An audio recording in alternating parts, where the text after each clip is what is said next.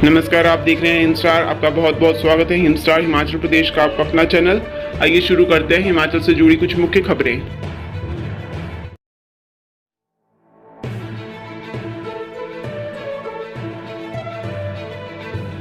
प्रधानमंत्री नरेंद्र मोदी की मां हीराबेन के निधन से जेपी नड्डा, जयराम ठाकुर, कश्यप और खन्ना दुखी। प्रधानमंत्री नरेंद्र मोदी जी की मां हीराबेन जी का निधन शुक्रवार प्रातः अहमदाबाद के अस्पताल में हो गया। हीराबेन की उम्र 100 साल थी। प्रधानमंत्री नरेंद्र मोदी की मां हीराबेन की बुधवार को तबीयत बिगड़ गई थी, जिसके बाद उन्हें अहमदाबाद के यूएन मेहता अस्पताल में भर्ती कराया गया था। भाजपा राष्ट्रीय अध्यक्ष जगत प्रकाश नड्डा ने कहा कि प्रधानमंत्री नरेंद्र मोदी की पूज्य माता जी के निधन पर गहन शोक संवेदना व्यक्त करता हूं। हीराबाजी का संघर्षपूर्ण व सात्विक जीवन सदैव प्रेरणा है, जिनके वात्सल्य व सत्यनिष्ठा से देश को यशस्वी नेतृत्व मिला। मां का जाना अपूर्णीय क्षति है। इस रिक्तता की पूर्ति असंभव है। सादगी, तपस्या और कर्म की त्रिवेणी मां के चरणों में सादर प्रणाम निवेदित करता हूं। ईश्वर प्रधानमंत्री जी व परिजनों को संबल प्रदान करें और पुण्यात्मा को अपने ही श्री चरणों में स्थान दें। भाजपा के विधायक दल के नेता जयराम ठाकुर ने कहा कि प्रधानमंत्री नरेंद्र मोदी की पूज्य माता जी के निधन की खबर सुनकर बहुत दुखी हूँ। संघर्षपूर्ण जीवन जीते हुए पूज्य माता जी ने जो आशीष व संस्कार दिए हैं, उसी से आज भारत को कुशल एवं मजबूत नेतृत्व मिला है।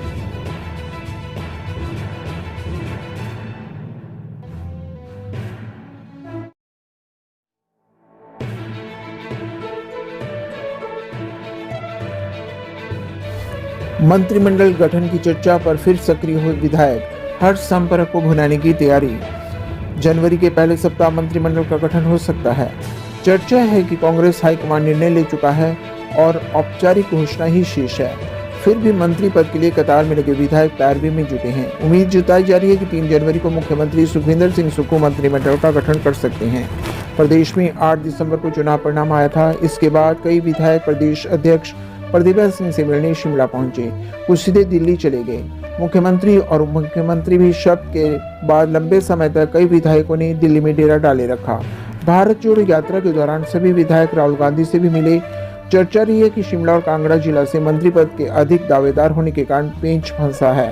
अब बताया जा रहा है कि पार्टी हाईकमान पहले चरण में 8 विधायकों को मंत्री बना सकता है, 2 पर निर्णय बाद में होगा।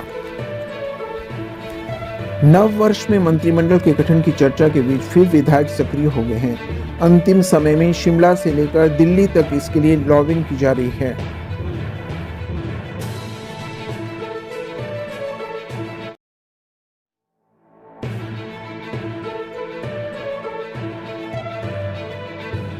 बेसहारों को 500 रुपए फेस्टिव ग्रांट देगी सरकार। समाज में निर्धन व वंचितों आगे बढ़ने के समान अवसर प्रदान कर उनका विकास सुनिश्चित करना कांग्रेस सरकार का मुख्य ध्येय है। सामाजिक न्याय एवं अधिकारिता विभाग की सचिव एम सुधा देवी ने गुरुवार को बताया कि राज्य सरकार ने सामाजिक न्याय एवं अधिकारिता विभाग के तहत संचालित की जा रही बाल संरक्षण इकाइयों, वृद्धाश्रमों, नारी सेवा सदन, शक्ति सदन इत्यादि और विशेष गृह में लोहड़ी व मकर संक्रांति तथा होली उत्सवों को मनाने की अधिसूचना जारी की है। उन्होंने कहा कि प्रदेश सरकार ने उक्त संस्थानों में रहने वालों की लोहड़ी व होली त्योहार के दौरान 500 रुपए ग्रांट प्रति व्यक्ति प्रदान करने का निर्णय लिया है। इन संस्थानों में लोहड़ी व होली पर्व के दौरान विभिन्न प्रकार की गतिविधियों का आयोजन भी किया जाएगा। उन्हें बताया कि मुख्यमंत्री सुखविंदर सिंह सुक्खू ने बुधवार शाम आदर्श बाल गृह और वृद्धाश्रम, नारी सेवा सदन, मशोबरा व और विशेष योग्यता वाले बच्चों के संस्थान ढली शिमला के दौरे के दौरान ऐसे संस्थानों में रहने वालों को फेस्टिव अलाउंस प्रदान करने की घोषणा की। प्रदेश सरकार ने इस घोषणा को 1 दिन के भीतर ही कार्यान्वित कर जनता के प्रति अपनी प्रतिबद्धता व संकल्प को साकार किया है।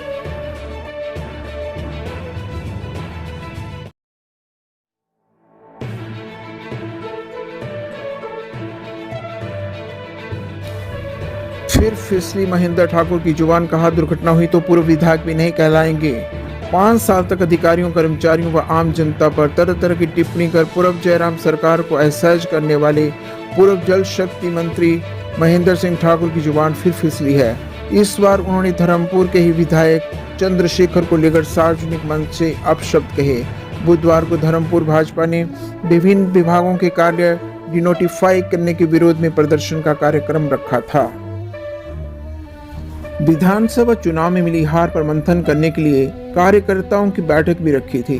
पूर्व मंत्री महेंद्र सिंह के संबोधन की बारी आई तो उन्होंने विधायक चंद्रशेखर के विरुद्ध मोर्चा खोल दिया। कहा कि अभी विधायक साहब ने शपथ नहीं ली। जब तक कोई प्रधान बीडीसी, जिला परिषद सदस्य, सांसद व विधायक शपथ ग्रहण नहीं करता है, उसके पास कोई अधिकार नहीं होता है। अगर दुर्घटना हो जाए तो पूर्व विधायक भी नहीं कहलाएंगे।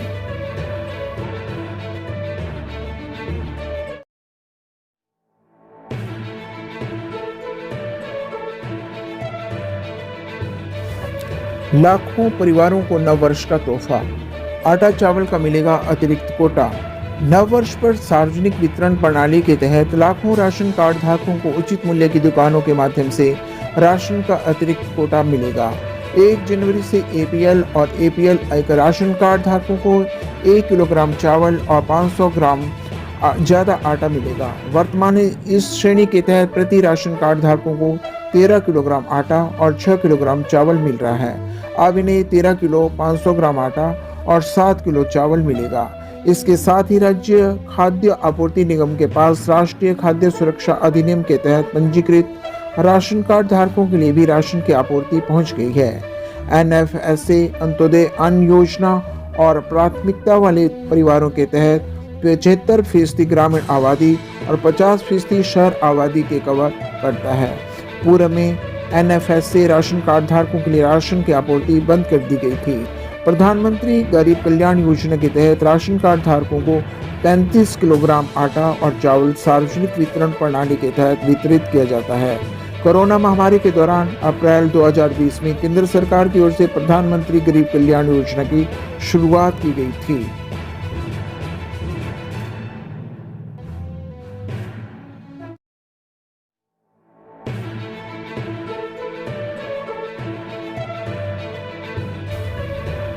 धर्मशाला के तपोवन में 4 से 6 जनवरी के बीच हो सकता है शीत सत्र। हिमाचल प्रदेश विधानसभा का शीत सत्र 4 से 6 जनवरी के बीच धर्मशाला के तपोवन में हो सकता है। इस बारे में सरकार और विधानसभा सचिवालय के बीच अभी मंत्रणा चल रही है। 3 जनवरी को सरकार धर्मशाला में धन्यवाद रैली करने की तैयारी में है। इसी दिन विधायकों की बैठक भी होगी। इससे पहले शीत सत्र 22 से 24 दिसंबर के बीच तय किया गया था, लेकिन मुख्यमंत्री सुखविंदर सिंह सुक्खू उस वक्त कोविड पॉजिटिव हो गए थे, इसलिए इसे आगे के लिए टालना पड़ा। पर्यटन सीजन होने के कारण इसे जनवरी के पहले सप्ताह के लिए टालने की योजना बनाई गई। अब ये चर्चा चली है कि यह सत्र 4 से 6 जनवरी के बीच ही रखा जाए। हालांकि अभी इस संबंध में अंतिम निर्णय लिया जाना है। विधानसभा की शीत सत्र के बाद ही कैबिनेट का गठन होगा। ऐसे में माना जा रहा है कि यह गठन 7 जनवरी के बाद हो सकता है। पहली कैबिनेट बैठक में सुक्खू सरकार को प्रदेश में ओल्ड पेंशन स्कीम लागू करने के बारे में भी निर्णय लेना है। ऐसे में स्वाभाविक रूप से मंत्रिमंडल की पहली बैठक भी जनवरी के दूसरे सप्ताह की हो सकती है।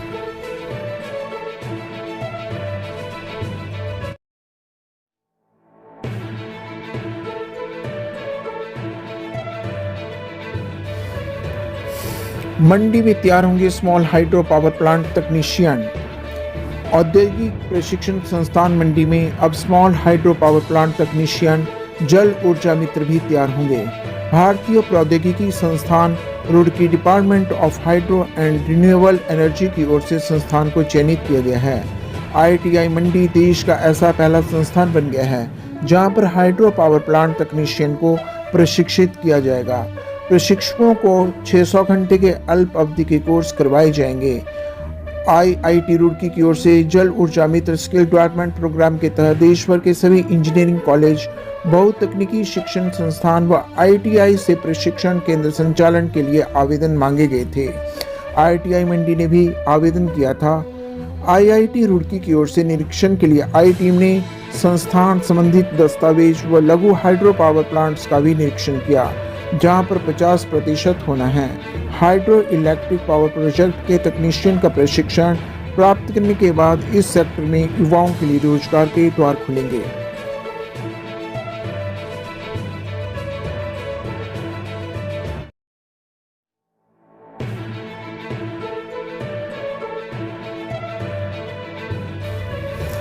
विदेश से एमबीबीएस कर लौटे छात्र देश में फेल, सीबीआई की देश भर में रेड, शिमला हमीरपुर में भी छापामारी। सीबीआई ने जाली प्रमाण पत्रों पर चिकित्सा परिषदों के साथ विदेशी चिकित्सा स्नातकों के पंजीकरण में कथित अनियमितताओं से संबंधित मामले में विभिन्न राज्यों केंद्र शासित प्रदेशों में लगभग 91 स्थानों पर तलाशी ली। सीबीआई की दिल्ली और शिमला की टीम ने संयुक्त रूप से कार्रवाई करते हुए शिमला और हमीरपुर के 2 जगहों पर छापामारी की है। बताया जा रहा है कि कई छात्र जो विदेश में एमबीबीएस की पढ़ाई करके वापस लौटे हैं, उनमें से कुछ छात्र मेडिकल काउंसिल की ओर से ली जाने वाली परीक्षा में पास नहीं हुए हैं। इसके बावजूद विदेश में एमबीबीएस की पढ़ाई करके आए छात्र सरकारी नौकरी लग गए। इतना ही नहीं, मेडिकल काउंसिल ऑफ इंडिया की जांच में विदेश में पढ़ाई करके आए छात्रों के दस्तावेजों में कई खामियां पाई गई हैं। सीबीआई की दिल्ली और शिमला की टीम ने हमीरपुर और शिमला में विदेश से पढ़ाई करके आए छात्रों के घर में छापामारी की। सीबीआई ने मामले की जांच के लिए कुछ एक दस्तावेज भी कब्जे में लिए हैं। सीबीआई ने दिल्ली, चंडीगढ़, अमृतसर, गुरदासपुर, बठिंडा, खन्ना, करनाल, सिवाई माधोपुर, नरवाना, हमीरपुर, शिमला, जम्मू, श्रीनगर, देहरादून, गाजियाबाद, गुवाहाटी, तेजपुर, इम्फाल, सिक्किम, राजपुर, पटना, मुंगेर, मुंबई, जयपुर, सीकर, विजयवाड़ा, वारंगल, तिरुनेलवेली, मदुरई, भोपाल, नागपुर, बुल्ढाना, पुणे, जलगांव, दरभंगा, भागलपुर, चंपारण, बेगूसराय, बोकारो, बाईजैग, हाजीपुर, वैशाली, नालंदा आदि सहित लगभग 91 स्थानों पर कुछ चिकित्सा परिषदों के बाद विदेशी चिकित्सा स्नातकों के परिसरों में तलाशी ली, जिसमें एफएमजी परीक्षा के जाली उत्तीर्ण प्रमाण पत्र सहित कई आपत्तिजनक दस्तावेज बरामद हुए।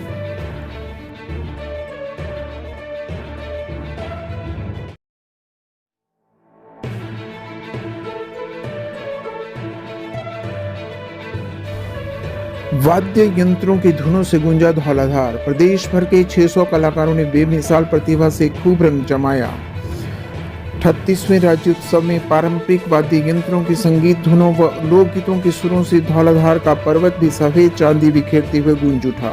एक तरफ धौलाधार की पहाड़ियों में दिन भर आखिर दिसंबर के अंतिम दिनों में प्रकृति व मौसम के सुर संगम से बर्फबारी देखने को मिली, तो वहीं उसके आंचल में बसे धर्मशाला में ठंडी फिजाओं के बीच राज्य भर से एकत्रित हुए कलाकारों के सुर संगम ने खूब रंग जमाया।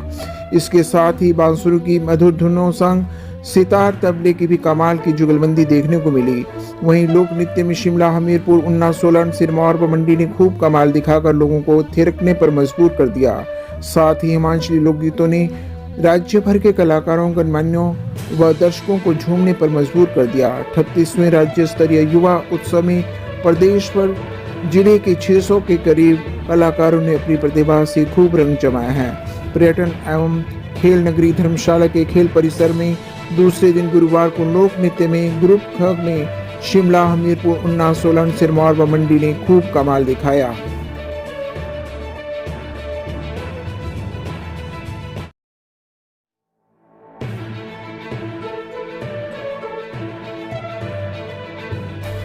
कांगड़ा में 3000 मीटर से ऊपर किसी भी ट्रैकिंग गतिविधियों पर प्रतिबंध।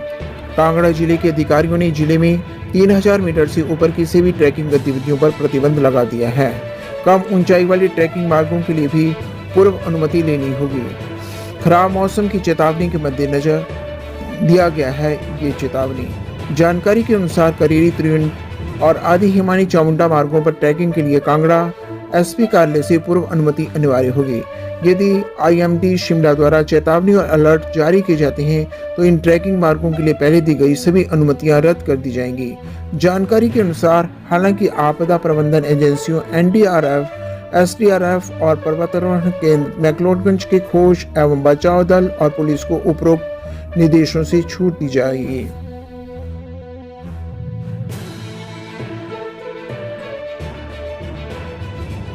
हिमाचल की हर खबर पाने के लिए हिंद स्टार से जुड़ें।